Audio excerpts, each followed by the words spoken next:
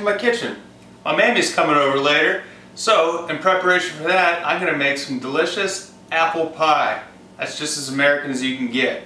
It's a really simple recipe to make, and I'm going to show you how to do it real quick. Let's go over a couple of things you need.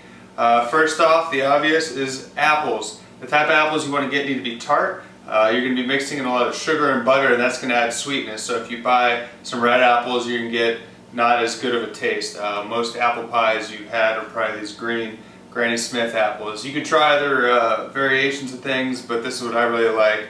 Also, you're going to want some cold butter, flour, white sugar, brown sugar, some salt, and some ice water. So the first thing we're going to do is put this crust together. You're going to need to make enough dough to have the bottom and the top lattice covered.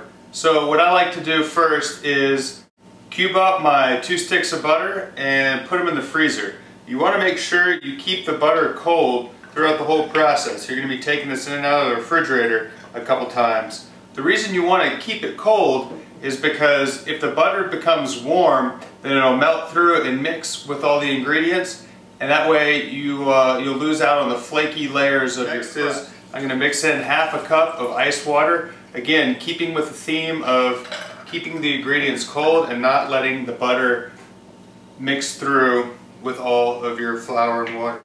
Alright, so after my initial mix up, I dump everything out on a floured surface. I'm going to take a rolling pin and I'm going to roll it out. You're going to have to scrape it a few times off the surface, but basically you want to get a nice flat layer and get everything integrated to some extent, but again, you don't want to let this set out so long that it's going to become warm enough that the butter will integrate. So, roll this out, put it in the refrigerator, and get working on our apples. Okay, so right now we have the pie crust sitting in the refrigerator and letting the butter cool back down. Didn't let it get too warm when we were mixing it up. And while it's been sitting, I have been peeling and chopping apples. Since apple sizes can tend to vary, it's always good to buy a couple extra. Right now I have about 6 apples in here. What I do is I cut them up and I fill up my pie pan and see where it needs to be. Alright, so what we're going to do for the filling is get ½ a cup of butter, mix it with a little bit of water, and we're going to melt that down and add in some flour. That's going to get everything to stick together and form a paste.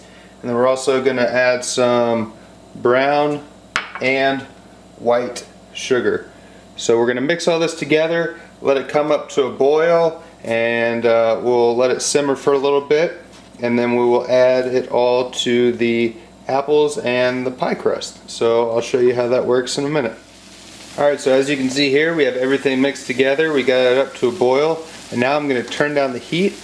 I'm going to keep this warm because we don't want it to solidify. It'll do that if you take it off completely and let it cool. So I'm going to let it simmer while I'm getting my pie crust ready and loaded up with apples. Alright, so I took about half the dough and I put it in the bottom of my pie pan, filled it up with my apples, and I'm taking the other half of the dough, which I rolled out, and I'm trimming it off. I'm going to make my top. So you trim this off, cut this into strips, and that will be the lattice top for your pie. As you can see, all you do is lay your pieces over the top and crisscross them, and then we'll pour the filling on top.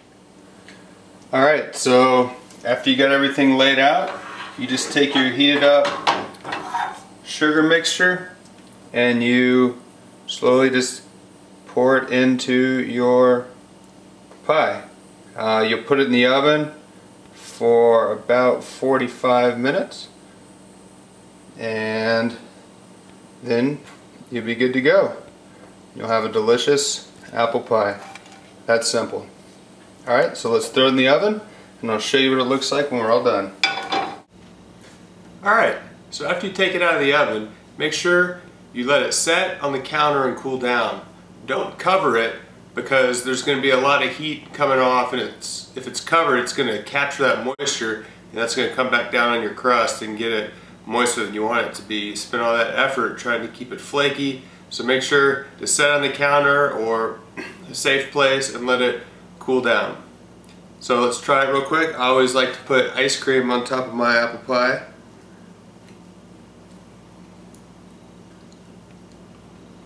Mmm.